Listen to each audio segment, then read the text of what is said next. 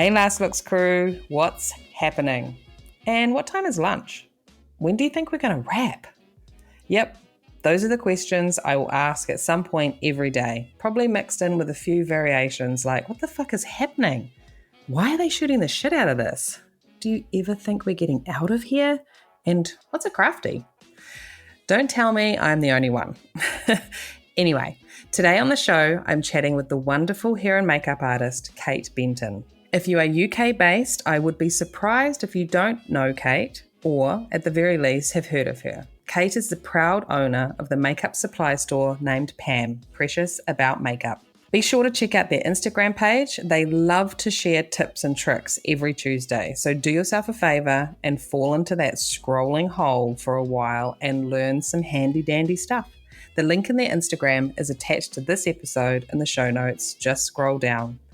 And speaking of show notes, just for your own information, on every episode of the Last Looks podcast, I have done the work for you and popped any links you might want in the show notes. So if specific products or tools are mentioned, there will be a link so you can track it down easily. And then, of course, if you ever want to stalk our guests a little more to see all the wild and wonderful projects they have been a part of, their IMDb link will be there as well. And hey, I wanted to take a moment to thank some of our Last Looks crew. On the last episode, I asked you guys for a bit of encouragement to help keep this ship sailing. One of the favors I asked was, if you love the podcast, to share it. And I was so excited to see how many of you shared the show on your social media accounts. It really made my day. I appreciate you and I thank you. Keep it up, guys. Spread the Last Looks love. Anyway, enough of me blabbering. My name is Jamie Lee, and this is the Last Looks podcast, a show where we catch up with makeup artists and hairstylists working in the film and television industries around the world. And today on the show, we catch up with UK-based hair and makeup artist Kate Benton. On with the show. And now, a word from our sponsor. Parish Effects is a full-service effects lab and prop shop in New Orleans, Louisiana. Parish Effects specializes in fabricating custom props and practical effects that will take your production to the next level. Parish Effects works closely with you to ensure every detail is perfect, and their professional effects artists are available to work on set when needed.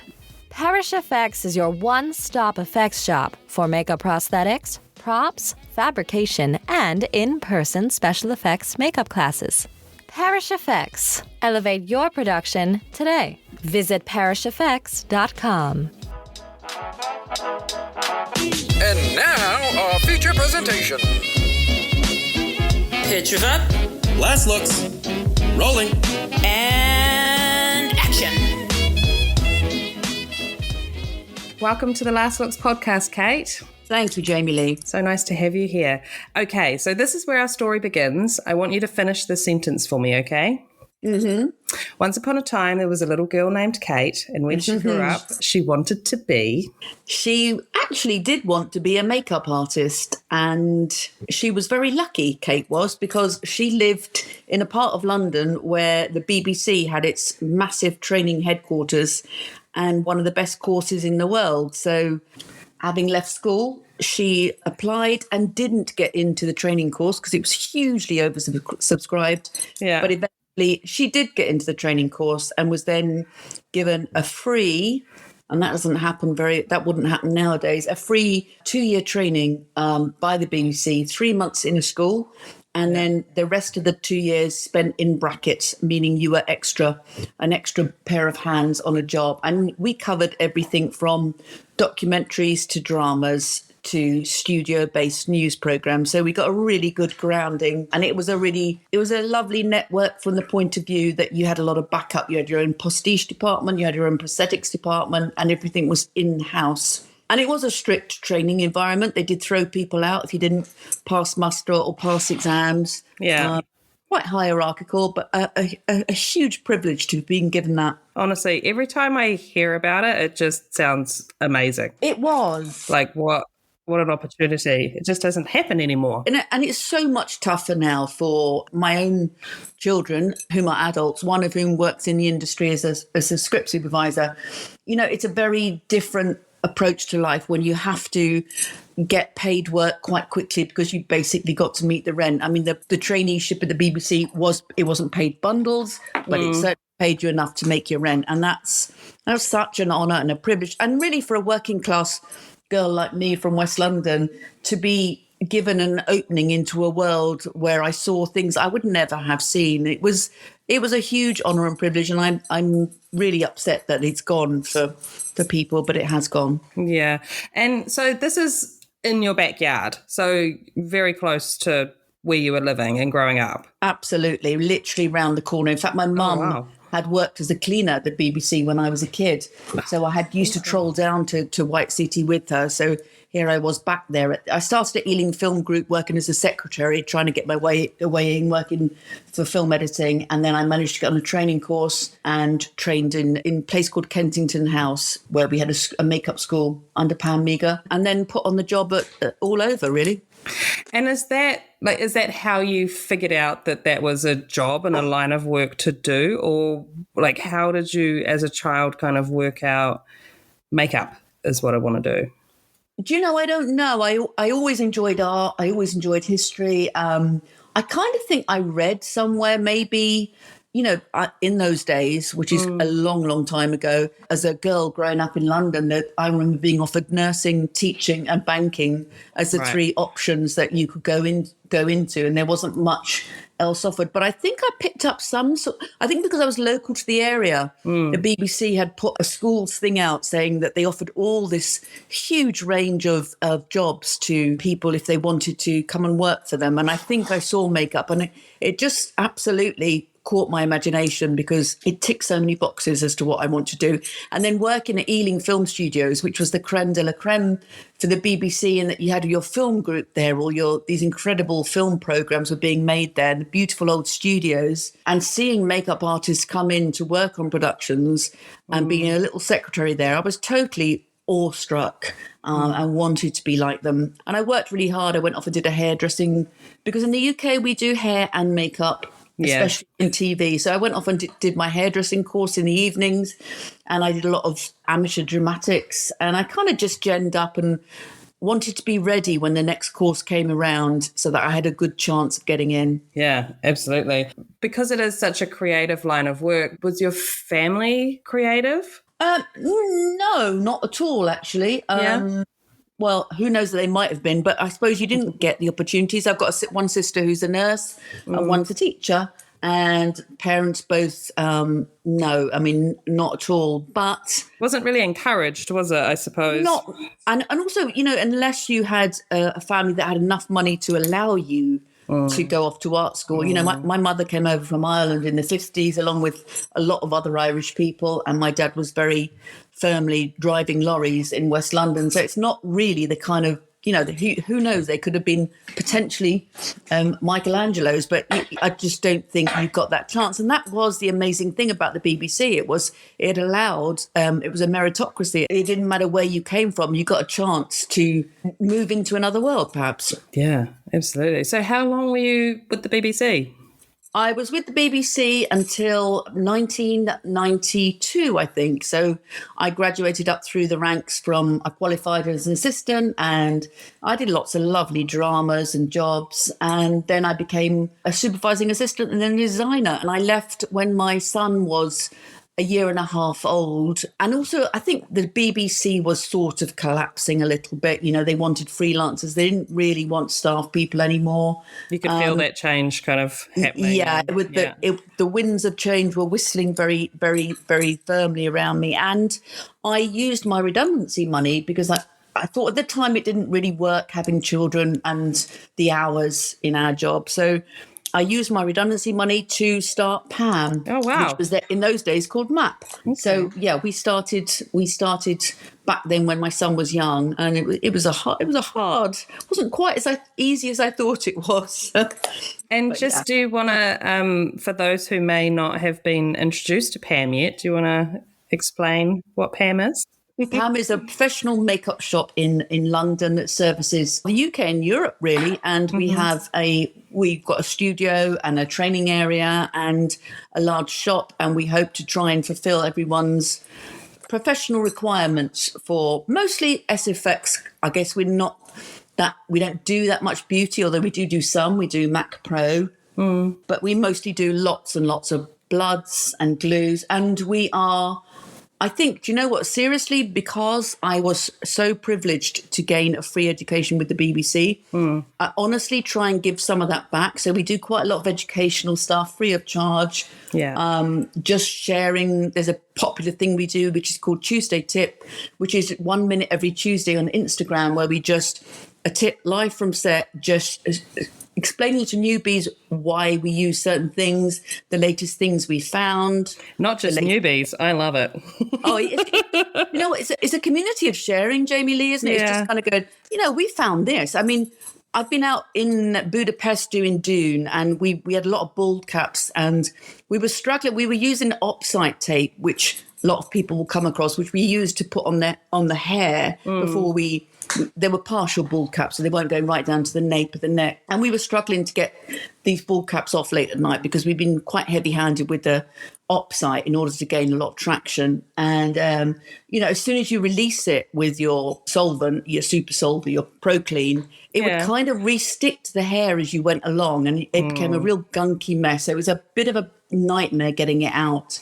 And then this was one of the latest Tuesday tips. We found that hairspray is a really good releaser, and it means that the opsite doesn't re-stick. So, wow. Is it the alcohol in the hairspray? I don't know. Wow. The amazing thing is it releases it and it doesn't re-stick. So you can spray your hairspray into a lid, paint it on, release, and the opsite comes off and doesn't re-stick. So things like that I just think are so lovely for us all to be able to share with each other as a community. Oh, wow. I'm kind of curious to know if that would work with the double-sided tape. If you use it too much alcohol, it starts doing the same thing. It gets all gummy. The Walker tape. Do you know what? I think it probably would, because it must be the same principle. And I also wonder, how did anyone ever think of this? Because the lady who told me, Lily Sumner, who's a girl I was working with, I thought, how does this happen that makeup artists find these, necessity is the mother of invention, isn't it? Yeah. So how did it happen one day? Someone just tried a bit of hairspray in desperation? Yeah, like why would you reach for the hairspray? Maybe they thought the hairspray was something else. Absolutely. You just wonder what prompted. There's another one. We use tiny little springs. If we've got stuntmen who've got super short hair and we want to stick a wig in. And I kind of wonder, how did that ever happen? That some makeup artists found, their pen broke and they found this little spring and they thought, oh my God, I'm going to put this in the back of the stuntman's head and it's going to work. It's just brilliant. It is quite curious. It would be fun to know the origin of a lot of things that we do and why and all that type of stuff. And let's share them. Let's be generous with each other, so that we can all make use of them. Yeah. I will say, I think I was I was trolling your page a little bit because I kept saying, use captions with the videos. Oh, and do you know what? I'm so glad you've said that. We're going to start doing that. Yeah, I think one of the last ones had the captions and I was like, yes, because it's so often that we have our phones on silent, whether I'm just back at the trailer or wherever, and I'll see your videos pop up and I'll just be like, I want to know what she's saying. You know what, it's so obvious. And I felt so dumb when somebody said it to me, because I thought, of course, most of us are on set all day. We can't have the sound going. Of course we need captions. No, well, you just don't think about it at the time, do you? No. It's just, So you start the shop, and did you pretty much, were you away from set at that point, or were you trying to kind of do a bit of both? Or, because I imagine it's pretty time consuming kind of starting to build something like that. Yeah, and you know what? We were completely broke all the time. The shop was very poor and I couldn't afford a wage. I had 2 children by then and it was a real labour of love and very nearly closed down many times. But we managed to gain some ground. And I think when my daughter was about 4, I started dabbling, just going back out to do studio programs and days, just to build up some money, really. The shop was a bit stronger. We'd managed to get some paid people in. my husband was a cameraman, which meant that we were both freelance, so we could sort of split childcare. Did you guys meet at the BBC? We did meet at the BBC. We met in Jersey on a BBC drama called Bergerac, which Awesome. is very much of its time, but was great fun to work on. So yes, we did meet at the BBC. Yeah. So by then we'd got people in to work in the shop. And so I started going back to work, and I had a rule to myself, which was no matter how wonderful the job you're offered, because I was assisting still those days, not designing. Yeah. I wouldn't go away from home for longer than 3, maximum 4 weeks. Because just for me, it doesn't work. And that's not to say it does work for lots of people, because I'm sure it does. But for me, it didn't. And there were some hilarious moments where I was offered assisting on the beach out in Thailand, and I can still hear them laughing when I said, no, actually, I'm working on Grange Hill in London, which was a really cheap kids program in London, because the hours worked for me. Because, of course, you got this amazing job being offered to you out in Thailand, amazing opportunity, but I couldn't do it. I know, but it's just like setting these boundaries is so important, especially when you have a family. Like you just have to, otherwise the work just becomes everything. Yeah, and it's a job that sucks you in, isn't it? I mean, it's hard. And on the other side, I have spoken to both my children now, and they talk about how much they enjoyed the fact that both Jim and I were in the industry, and they got the chance to go on set, and they enjoyed having Dad at home sometimes for months if I was away, because if Jim wasn't working, I could go away because Dad was there. We very much shared childcare, and I think that's magical if you can do it, because it gives, male and female influence on the children. So they kind of say it was really good fun as well, and they're glad I did it. Yeah, that's awesome. It almost makes me think, I'm wondering which one of you was the easier going of the parents. Yeah. There's always one. There's always one, yeah. That's awesome. I love it. So I guess I would love to kind of talk about some of the other projects that you've done, and maybe what a couple of favourites have been. Yeah, I mean, I've done, assisting wise, I've done features. I used to assist a makeup designer called Graham Johnston quite a lot. So I did some lovely jobs. I just met Graham. Oh, I love Mr. Graham. Yeah, I just worked with him in Prague. He's amazing. Yeah, well, he's such a nice man. Yeah. So we did Love Actually and Johnny English, just some really, really good, fun, lovely, civilized jobs. They were great. Children of Men, which was an awesome film. I still think it's one of the best. And then for myself, I moved very much into comedy designing, which I absolutely am incredibly proud of doing comedy shows, because I think if you can do comedy, you can do anything. And at the BBC in the old days, if a designer was coming up, they would always put them on comedy first, because you have to move bloody fast in comedy. You have to be able to change a wig in literally minutes and make it work. And I did a program called Dead Ringers for 5 years, which was a big prosthetic wig show. And we would do bald caps live, at the start of the show. We'd do them during the supper break, ready to go. And it's such a great way to get your confidence and speeds up and be able to know that you can cheat things, because our job is largely about cheating, isn't it? Yeah. And so I did comedy probably for about 10 years and loved every minute of it.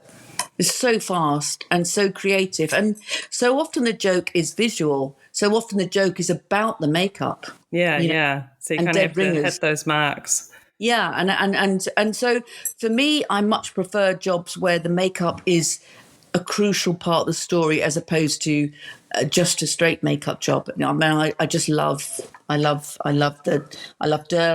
blood, I love prosthetics, I love wigs, I love that side of it. Absolutely. So no cop drama for you at the moment? I've certainly done them. I'm never going to turn anything down. It's just I prefer to be knee deep in mud, out in the wind and the rain, doing Vikings in Budapest is kind of what I really love. Isn't it funny? It just there's so many of us like that, and it's a good thing, because otherwise there'd be nobody doing our job. Absolutely. Yeah, absolutely. It's like, what is it about those extreme challenges of just loving it? And if it's not happening, you get bored very quickly. Yeah, you get bored very quick. And also you push yourself. I mean, doing Fortitude in Iceland up on the tundra where we had prosthetics on eyes where you could hardly take your gloves off. It was so cold to put the blood on, but you kind of do it and you work ways around it. You find ways of making it work, and I think that's what makes it so creative, isn't it? The fact that it's always changing and it's always different, and there's new techniques all the time, isn't there? Yeah, I mean, it's a constant, absolute constant. Working in those kind of temperatures, those cold temperatures, how did you keep all your makeup at kind of workable temperatures? Do you know what? It was never a problem. It was something I thought might be a problem. I thought glues and things would go funny. I mean, I think it was never, ever a problem with things freezing that we couldn't use. Okay. I had more problems when I was doing the stunt bus on Clash of the Titans, and we were out in Tenerife, and we were very high up above the clouds altitude-wise because we were at the top of Mount Teide, and we found then a lot of probondos and things would bubble and go funny, and I think it was to do with our altitude. But no, I didn't have any problems that I can recall in Iceland, other than the being able to physically take your gloves off long enough to put blood on, but other than and actually keeping your spirits up just in that extreme cold is tough. But there is a makeup artist that I've come across through the shop. I don't know her, but I saw a film that she did, and I just thought it was the most beautiful makeup. So I'd like to give a shout out to her, because I think if there's any makeup artists out there who want to see an incredibly beautiful story, and it was up for an Oscar, but it never got anywhere. I think because it wasn't a big budget film. Right. But the film was called The 12th Man, and it was all set in Norway in icy cold conditions. And this lady's called Asta Hasshoforditer, I think she's called. Well, it's an Icelandic name but the way she did it's about a man basically in the Second World War who's being chased by the Nazis and is escaping through snow and ice, and the conditions were brutal. But the makeup she did is the most believable I think I've ever seen in my life. And I think when I see her work, and I've seen quite a lot of her work now, I'm always going on about her on the P.A.M. website because I think she's a genius. It's just like, it's not flash prosthetics a lot of the time, although she does do those. Yeah. It's just beautiful painting, and really subtle and clever and well worth a look. So when you're watching something like that, the film that you mentioned, you can just really feel the elements through what she's created. The looks that she created were, they were real. They were really real. It didn't look like makeup. And I think there's always that thing that things go under the radar if the makeup's so good. I mean, Oscars, BAFTAs, they always go for period or prosthetics, don't they? Which is, I guess, it's the most obvious, and why not? But you do see some beautiful makeups that are not as obvious because people don't know their makeup.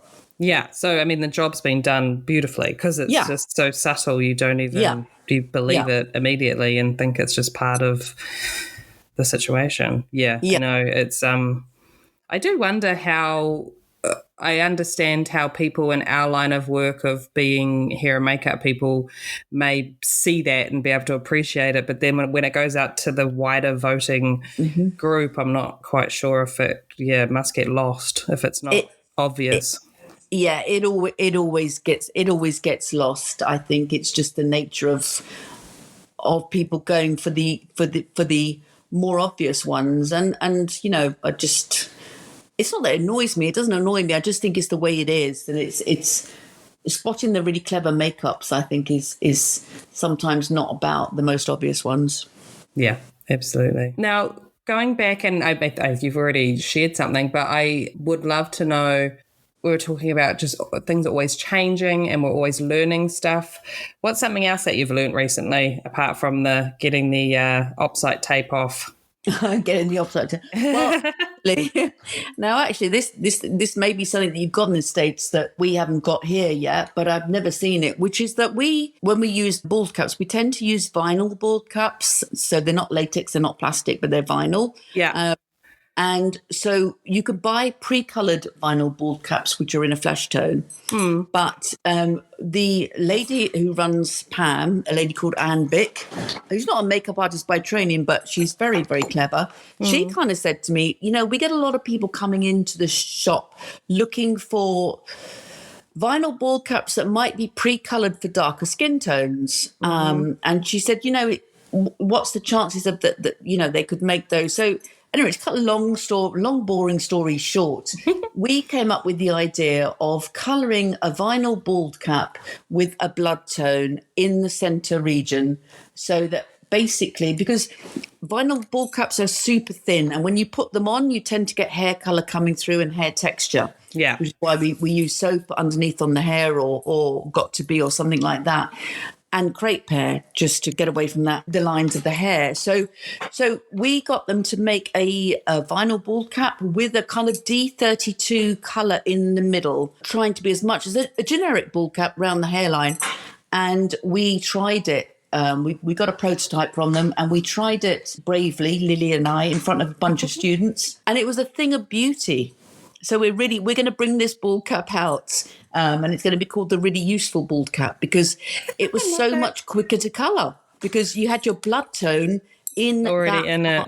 And we just flicked on with some rice paper and some lovely creamy colours, and it was done, job done. And our next thing is to try it on darker skin tones. But to me, I don't see why it wouldn't work, because it's just blood tone colour. You got that base there already of... You got the base there, and it's just a speed, because we're always fighting time, aren't we?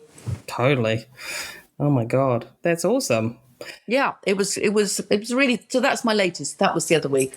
So we'll get to at some point see that on your Tuesday tips, right? You will. And I just love, what was the woman's name who runs the store? Anne Vick. Anne Vick. That Anne Vick just has it, naturally in her to be really taking note of what people are wanting and what people are after, to kind of start that conversation. That's awesome. And listening to makeup artists coming in and going, I have this problem, what do you think? What do you think would be good for that? That's awesome. And so your years of experience, and I just love the way that your brain works, Kate. You're always looking for something new and something different and trying to solve problems.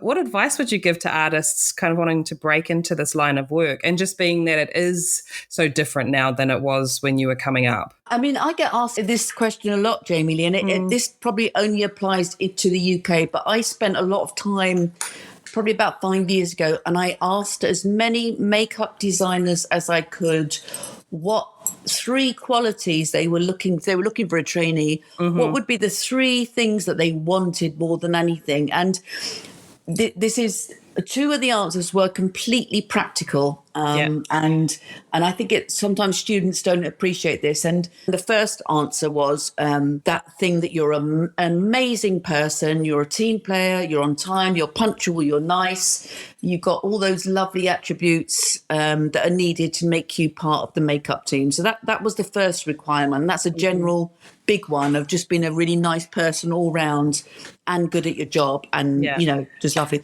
But the other 2, I think, take them a little bit by surprise. And the second one that they thought was incredibly useful was driving, because it becomes such a pain in the ass for a makeup designer to have a trainee in London. You've got to get somewhere at 3:00 in the morning, and you have to organise transport for them, or at least help them, because you sort of worry for them getting night buses or whatever. The third one was hairdressing. That, in the UK, it is, unless you're going into just prosthetics or one of the specialised things, it's actually very important to have a fair bit of hair and a confidence with hair. So I do try and get that message out to people that, as well as you generally being good at your job, there are practical things that will make you more attractive to getting into the industry. That's interesting. So the driving thing, is that just, I assume if they've grown up in the middle of London, the public transport's so great that they just haven't needed to drive. Yeah, I think it might be different in the UK, is that I think in the States, almost seems to me everyone drives as a matter of course from the age of 16. Is that true? Or Yeah, I think so. Unless you were maybe in the middle of Manhattan and you didn't need to drive anywhere, it's the same type of thing. I think if there's a good public transport system, then you can rely on that for so much longer than having to get a car. If you're in LA, then you definitely need to be able to drive. yeah, and I think there's also that size thing, isn't there? It's such a vast country that you'd need a car to get around. It's not like that in the UK. Driving is much more of something that you might possibly do, but you probably wouldn't do it till you're a bit older. It's quite expensive to learn. And we do have a relatively good transport system in London. However, we don't work in London all the time. We sometimes work in Brighton at 4:00 in the morning. So you've got to get there from London or, and there's also that thing that you would often ask your trainee to go out and get you stuff while you're filming, like, oh my God, we've run out of glue. Let's nip up to P.A.M. And maybe the transport haven't got a driver that's free. It's just, it's one less thing to worry about if your trainee drives. So I think it's probably more of a UK thing because not all students by any mean will have got their driving license in the UK. It's actually quite a hard thing to get and relatively expensive. And, if you're already paying a lot of money for your course and, I know it's not something that everybody wants to hear, but it is super important and ditto hair. Yeah, the hair thing's the same in New Zealand and Australia. Definitely, yeah. And I think because of that, I came up working with makeup artists who had not had formal hair training, but by God, they could do some hair. Because they knew that they needed to work that extra bit harder to be able to tackle the whole hair side of things. And I mean, I've worked with makeup artists in New Zealand and Australia that can do better hair than hairstylists in LA. So that's because they know they need to up that game to be able to be. It's just more employable. Yeah, I think you're spot on there, and I think sometimes actually. Well, I don't want to get into trouble by saying this, but sometimes it's actually better to have someone who's learned through the makeup world to do hair than through the hairdressing salon because they're a bit looser with hair, so they can make it. Sometimes hairdressers can do things too perfectly. And I think sometimes it's better because hair is sort of sculptural, isn't it? Sometimes it's nice having the option of it. You've gone about it in a slightly unconventional way, but it looks more real. But I get your point. It's nice having that mix. I mean, the Jamie Lee I work with is a salon trained hairdresser, so it's great having her expertise with colour and all of those things.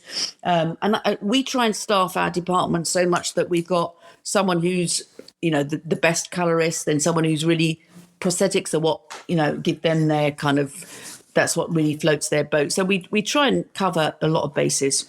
Yeah, absolutely. Do you feel like if you're kind of wanting to specialize in the prosthetic side of things, I mean, having a knowledge of hair is still good, right? Because, I mean, you've got to still... I have a theory, though, that we have a lot of bald aliens because most prosthetics people don't know what to do about hair. So I think that's why there's so many bald aliens because they just don't know about hair. They're just like, don't want to deal with that. Let's design it this way. Yeah, exactly. Awesome. Yeah, but it's just like it makes such a difference. I mean, if whether they're punching hair or applying hair or laying hair, it's just like just understanding the hair a little bit better is going to help, isn't it?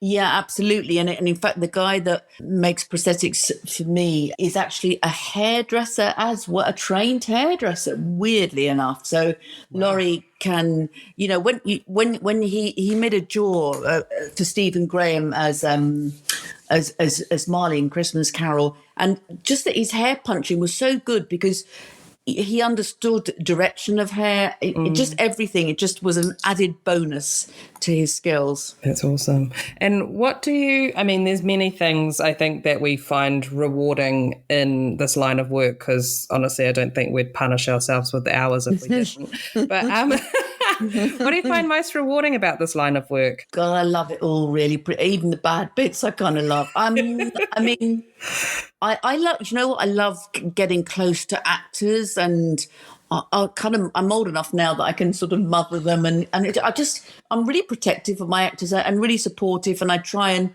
make things work. I love that side of it. I love the on the rare occasions where you can go, I love what I did there and it's very rare, but you can go, And I love the problem solving. I love working with a close team. And, you know, we should be in Budapest for 8 months at the moment, except our job got postponed. But that feeling of getting really close to people outside your family. And, you know, how lucky are we to be able to travel to see places that you'd never see? Yeah. Even places in your backyard that it's just like you wouldn't 100%. normally be let into, and you're just like, Oh, God. wow. Like this It's just building's fantastic. amazing, or this, you know. Yeah, I mean, even houses that you film in London, there's nothing nicer than going into a house and looking around and, oh, right, yeah. I mean, I love it. I think we're so privileged to be able to do that. You do need to consciously remind yourself of when you walk into a location or go somewhere that, hey, not everybody gets to do this cool stuff and see this amazing stuff. Yeah. Yeah. Just take it in for a moment. I'm going to back up a little bit on what you kind of skimmed over for a second there, and saying that it's not very often that you look at your work and think, wow, that's awesome. Yeah, no, I think by nature, and I'm not fishing for compliments here at all. No, it's just curious, because I feel like I think a lot of us tend to be like that, and it's quite curious. Yeah, I think you just look at the things you wished you'd done differently or don't like. You're actually looking, it's like looking for a photograph of yourself and you go straight to the part of your body that you don't like to look at that. You watch through covered hands, don't you, just to go, oh, why didn't I set that wig differently, or why didn't I do that, or, you know, if only I'd done that. So I think that's just true. Yeah, that's just the nature of it. And it's like the little voices that pop up in your head when you're having a hard time in makeup, which is, you can't do this job, you're useless, nobody likes you. You know, it's those little voices telling you how terrible you are. But I think it's just part of what you have to grapple with, and just, you know, it's what makes us creative people, I guess, isn't it? Yeah. It's funny because it's not like you're necessarily looking at the work going, oh my God, that's terrible. You're just looking at it going, I could have done that differently, and that may have I may be happier with it if I'd only had the time to do this, or oh God, I remember that day it was so rushed and blah blah blah. Or the actor was late, or, you know, there's always 100 reasons. And I think you can, I don't know if you've ever had this, Jamie Lee, where you just get we call it wig blind. So say if you're just doing, when I did Alexander Draymond for the Last Kingdom, so you've got one wig on one actor for 6 months at a time through lots of things, and you just get a bit wig blind. You get wig obsessed. So that's all you look at. And then when you go to watch it, that's all you're looking at. That's all you're looking at. And you find that you're actually just, he said, sometimes you're talking to me, you're not looking at me. I know what you're looking at. And you can't help yourself. And in fact, many years ago, I had a friend who was working on a period drama. I love this story. And it was a very sort of small, intimate scene. And her actors were sitting there round a fire, and they were all in the scene. They were going for a take, and they were all talking. And she was obsessed about her ringlets on the front of this actor's head. And like in a trance, in the middle of the take. Oh, my God. She got up and she leaned in and she just corrected a little tiny bit of ringlet back out of the actor's face. And then sat down again and was totally unaware until someone kind of went, what the hell are you doing? That she'd done that. And I totally feel that, because I know just how obsessed we can get with little things. I mean, I've been known to be standing at the monitor and like making a movement of like, just move that out of you. Just swipe it. Or just quickly pull it in front of the shoulder. Just what do you, you know, you're just like telepathically trying to. Yeah, I agree.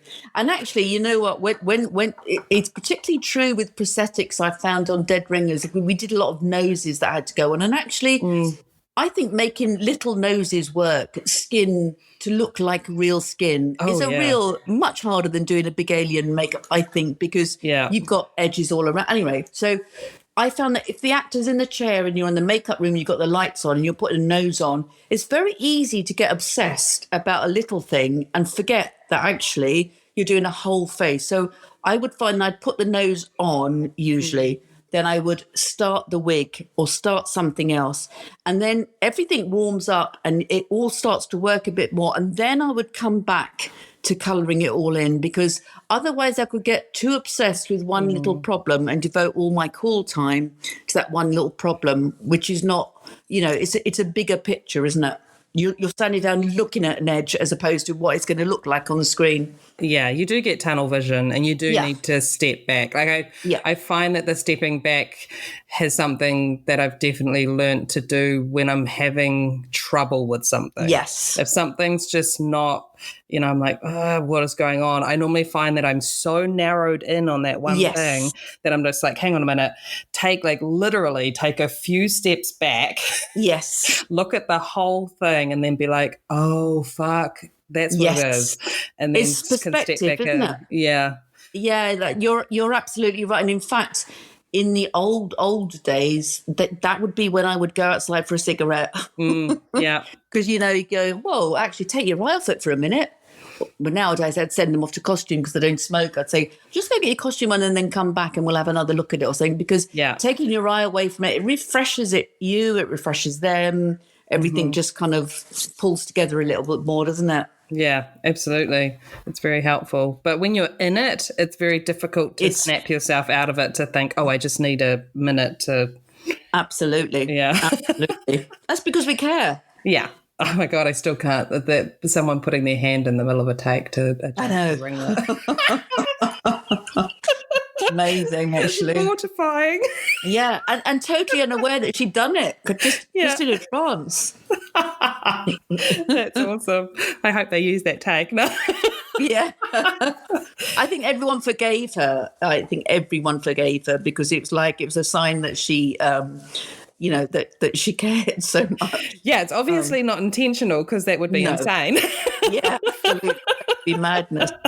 But Jamie Lee, I don't know if you find, but I find also that, there were many times when I was younger when you were doing a crowd day and there's hundreds of extras, there's hundreds of makeup, there's hundreds of costume, and that kind of over-checking thing that can go on, where everybody goes in to check people that aren't really in shot, and anyway, they've been checked about 15 times already, and you're desperately looking for someone that you can do something to so that you don't look completely worthless. I think as a profession, I think we have to be a bit smarter, and I would always say to people, don't go in unless you are sure that you need to go in, because I think you then earn the respect of the other departments, of them giving you time, because they know that you only go in when you need it. And I think when you're starting out, there's such a huge danger that you're gonna go in because your colleague next to you went in.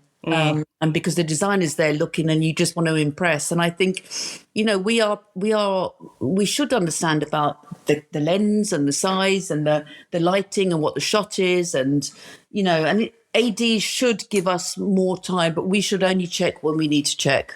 Yeah, I couldn't agree more. I'm also like that about, if you don't need to be on set, then please don't be.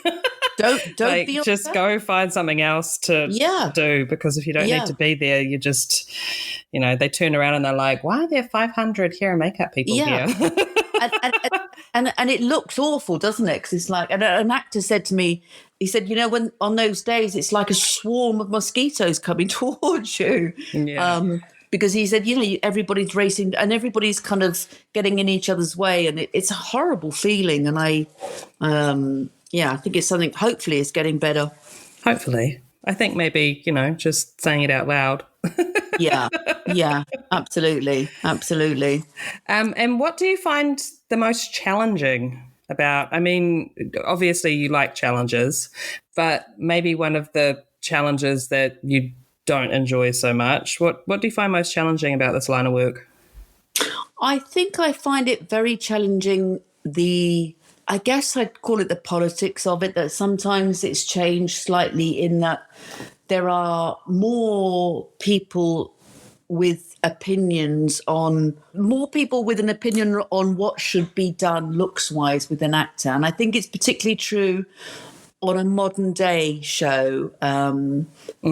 I think it's particularly true for costume as well. Like, I think if you're doing a period drama or you're doing prosthetics, less people will comment on it because they know less about it. So they don't really know what people look like in Viking times in the 40s. They might have an opinion that they want the actors to look more sexy or, less flamboyant or whatever. But I think on modern day dramas, everybody will have an opinion, and it can become quite exhausting trying to do something that the director wants, that also the execs like, that also the studio like. You can be caught in the middle of a big battle through no fault of your own, because there's so many people that have to sign off a look, and they're not speaking with the same voice. Yeah. And so it's actually very hard to play that game because, and you've got the poor actor there, you've got the director, you've got the exec producers, you've got the producers, the studio.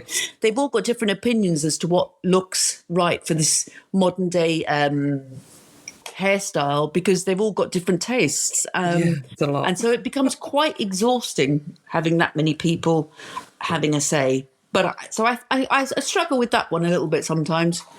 Yeah, that's understandable. And you're just like, oh my God, this is going around in circles. What? Yeah. Yeah. Can someone just please tell me what I'm doing? Yeah, because honestly, originally it would have just probably been the director, maybe the producer. But on the whole, it would just be the director and the actor kind of going, yeah, I like that. That works. Yeah, that's interesting. And yeah, very true. I feel like I do hear about that happening possibly a bit more with, the contemporary, but also television. Yeah, I think it's probably it's high-end television, because I think there's so many hurdles to jump through to get to get a final sign off. So yeah, it's probably more specific to that. The big studio series, there is a fair bit of that. Yeah. And with all the characters and stuff that you have done, do you have a favourite? Do you have a favourite look, kind of style that you've created that you look back on and you're like?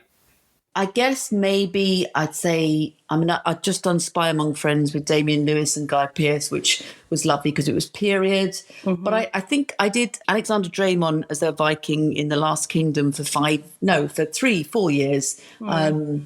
And I just love the evolution of his character and of how the amount I learned about Vikings and the look. And I think that's probably the dearest to my heart at the moment, because just because it was such good fun. He's such a lovely man. And, it was a creative process that I really enjoyed.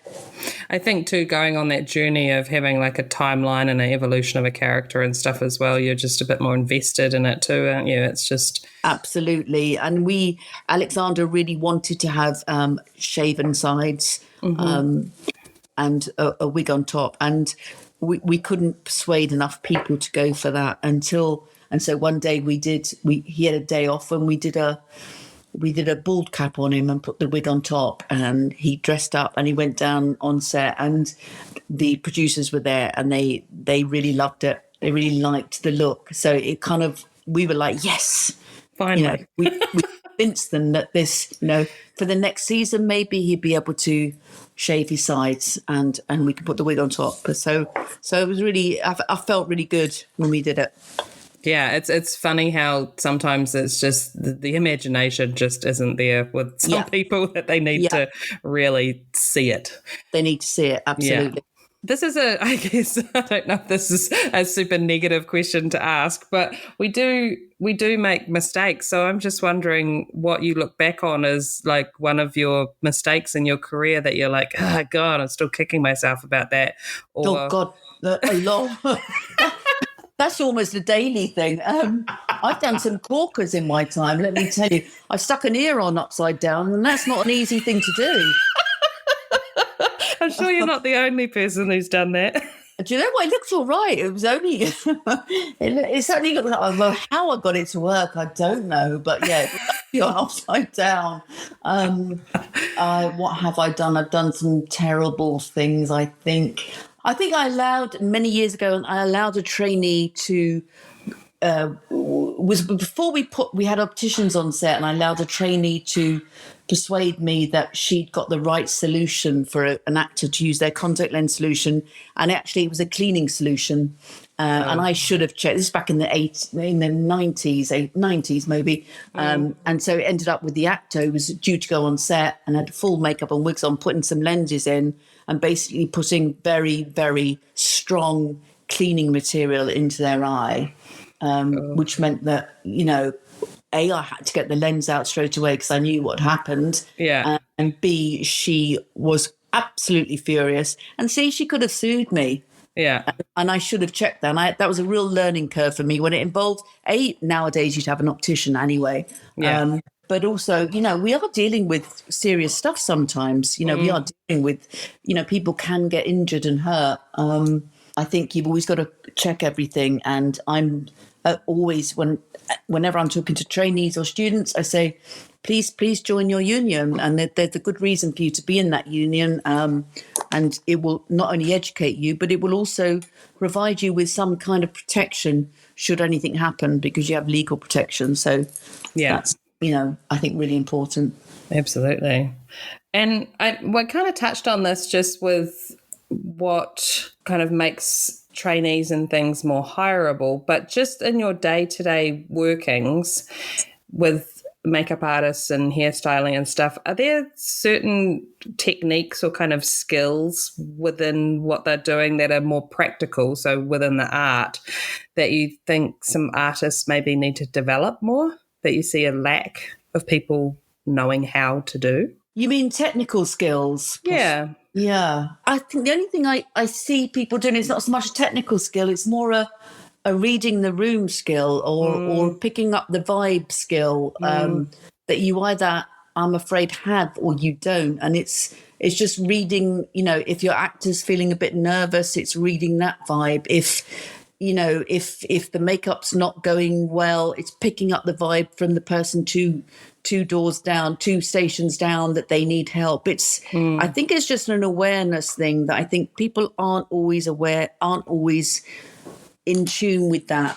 Or they haven't picked up it's such a fine-tuned place, isn't it, a makeup van? It's so temperamental, it's such a fine line of the ambience being right for the actors, having the right music on, having the coffee on, having everybody ready to go, know what they're doing, and picking up when there's a problem. And that whole sort of lovely atmosphere can be really easily ruined by an inappropriateness coming from a trainee who perhaps, I've had trainees come and just sort of stand looking at you while you're doing the makeup and, not asking permission or not clearing it with the actor. It's just awkwardly standing there staring. Yeah, and it just makes everybody feel a little bit kind of like, hello, what's going on? What were you doing? Go away. So that's not a technical skill so much as something of an awareness of your colleagues and your actors, because let's be honest, they're the people going out in the firing line, and they often need a bit of TLC or support before they go out. Yeah, that makes total sense. And I feel like you might have worked on almost every type of project, but is there something you haven't done that you would like to, whether it's a genre or a... Do you know what? I can't think of anything off the top of... I'm sure there is. I'm sure there's something that I would have missed out on, but I can't think of anything that I'm yearning to do. I just love working and, more comedies. I actually haven't done comedy now for a long time. But, oh, really? I do drama now and I love doing drama, but I just know that comedy training gave me a lot of speed and awareness that things can be, you can cheat things so much, and you had to in comedy because you didn't have any money. Yeah. The troubleshooting side of it is... troubleshooting, yeah. We had, for instance, we had a nose that we always used for Margaret Thatcher, who was our Prime Minister. But it also worked really well for Meryl Streep. And it was just that kind of thing. When you're on a high turnover show where you've got to do looks, maybe 15, 20 looks every week. It's just knowing that kind of, we knew all our wigs, all of my wigs all had names. And we would know that Barry one of our wigs would work really well for all sorts of people. So it's just that kind of speed essence thing that you get when you work in a quick turnover show. But yeah, now that you work in drama, you have a bit more time, but you still, with late scripts and with late casting, you have to know what you can do to cheat. And I'm really glad for the training I got at the BBC and in comedy. And I hope through P.A.M. that we're passing some of that back out to the people starting out. Yeah, it's so good to hear that you are sharing knowledge, because I don't quite understand the train of thought of not wanting to share. It is there though, Jamie Lee. It is. No, it is there. And I think I've been lucky enough myself to work under people that are more sharing than not, absolutely. But I have spoken to multiple people who have said that they've, literally been working under designers and heads of departments, and that really don't want to help them or show them how to do anything. They expect them to be able to, bring it, but then won't actually show them at all or give them any clues on how to get there. And I don't know if it's just that fear of that if I teach you, you're going to steal my job. I just don't even understand the mindset. I don't know where it comes from. It's just like, you want your team to do the best work that they possibly can, because that's going to make you look good. So why wouldn't you want to help everybody? And I know that there's not always a lot of time to be like to put aside to actually teach and show someone something that is extensive, but it's just trying wherever you can to give guidance and help. And also it's a trainee is a trainee. I think it's an apprentice, our job, really. You're learning on the job, and I think you're obligated to try and show them the things as you go along. The whole team is sort of obligated to kind of say, there's many ways that people do a hair wrap before a wig. And not to say my way is the only way or the correct way, but it's a way that I find the most useful. And it's really, trainees need to know that there's many different ways of doing it, and they need to be shown that, they're not just there to get the coffees and run around after you. They actually are sort of learning. And to keep our industry healthy, we have to teach, when you leave a makeup school, yes, you've done a course. You don't know that much of actual practical on-hands job. And that's that when they come out to us, I take great delight, and we all do, in training them. And I've watched people that I've worked with who are now designers, and you're so proud of them because you've watched them rise up through the ranks, and they've, you've been part of their progress maybe, or a little part of their progress, or helped them in a little way. So I think we should do it, and we've got to do it, and it's a pleasure to do it. Yeah, I think there might be just you actually using the terminology and having that system in place of having trainees and juniors, and we don't have that in the States, so maybe it's... Oh, do you not? No, it's insane, but if I can be so bold to say. But so that, I guess, just not having a trainee as such, there is that position does not exist. Wow. Therefore, I guess people have been able to skim over training or teaching anybody because they don't feel that they are obligated to do that at all, because it doesn't exist. So do people come straight out of a college and go in to be a makeup artist, or how does it work? They do it. So it's pretty much comes down to union or non-union. Right. And there seems to be, it's there's like a 10-foot wall in between the two. It's like if you're non-union, then you tend to be working on lower budget things, definitely, where you may be the only makeup person or hairstylist on that job. So you don't have the guidance of working under somebody to learn from them at those early stages of your career.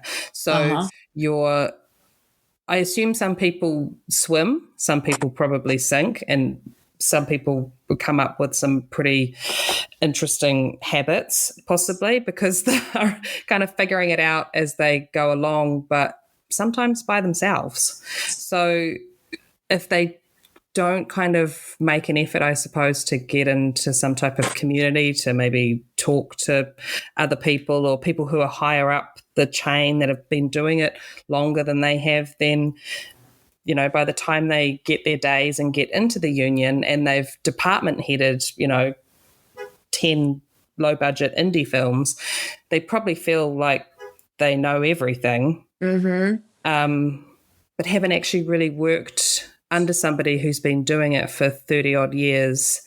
Right. Yeah, it's almost, I just feel like there's a massive gap in it. Yeah. And then once you're in the union, it is, I guess, assumed that you know what you're doing. And yeah, then could, if you were lucky enough or unlucky enough in some cases, I suppose, be thrown into a head of department role on something that's way too big and you've got people working under you, don't know how to manage people, you don't know how to work in a team, but you seem to be running the show. So it's, yeah, as an outsider coming in, I feel like it's broken. Yeah. And I'll probably get, you know, stones thrown at me next time I'm out in town. But it just, because I did come up in more of a, you know, I started as a trainee on a TV show and did more training and then was an assistant and, you know, all that type of stuff to work myself up to being a hair and makeup artist. And was lucky enough to have, you know, that wall wasn't in between me and incredible designers that were coming in that I could learn from and supervisors that had all that experience. But if I was not in the union, if the union existed like that, then I wouldn't have been able to get anywhere near those people and learn everything from them. So, yeah, it's quite interesting. And I do notice the difference. Yeah, I can hear that you're doing your, I mean, ours is a bit unregulated, but on the whole, there is and definitely in films, there's a very much a trainee, a junior, you know, you've got to be being a trainee for a couple of years before you're even considered for a junior, and then onwards and upwards. So I quite like it because I think it gives you a good grounding and a good exposure to many different makeup artists and their ways of working. Yeah, absolutely. Yeah, I don't know if it'll change anytime soon over here, but it's still very interesting to me. But yeah, I'm so glad that you guys do it that way. Every time I hear about it, it sounds, it makes sense to me. But maybe it's because I come from that world as well. So I didn't know it any other way coming up. So yeah. I mean, there's probably a reason why it's evolved like it has. That, you know, it's necessity is the mother of invention. It's evolved like that because it kind of works, maybe. Yeah. I think, for some, and it's just like it'd be the same in the trainee junior world. Like some people pick up things so much faster than others. Yeah. So, you know, they may feel that they are kind of held back because they have to go through the motions that are kind of set in place. But, you know, I'm sure they all get there eventually. Yeah, absolutely. And so, Kate, if I had you set up at your station, you had all your bits and pieces with you, if I came in and took something away from you, what would you not want to work without on a daily basis? We are quite famous in England. We have this brand which used to be called Le Maquillage and is now called Mac Pro, MAQ. I hasten to add, which is the only wax base. But we have a thing which is called the P.A.M. Pro Palette, which is probably God knows how many colours. There's one for light skins and one for dark skins. And I know that with that palette or those two palettes, I can pretty much cover almost every scenario: eyeshadows, lipsticks, prosthetics. I know, and I know that a lot of people will have these palettes, and so I know that I could say to somebody, "Oh, you know, use number 14 under the eye," and they would know instantly what we were talking to. So that without my grand palette, I feel a little bit insecure. Yeah. So that would be my big saving. That would be my big one. And what one person would you like to hear on the podcast? Wow, what one person would I like to? Have you had Daniel Phillips on? No. Oh, so he's won BAFTA. He's a very charming, very clever makeup man so he did Bond, so he's a big name, and I think he's a very brilliant hairdresser and makeup artist. Awesome. So I think it would be lovely to hear. And I think Asta Hofauditor from, I don't know if it's Norway or Iceland that she's based, but she's an absolute genius. So that would be another one. Love it. Kate, I am so glad that we finally got to tee this up and to chat. And thank you for coming on the podcast. It's been awesome. Thank you so much, Jamie Lee. It's lovely to chat to you.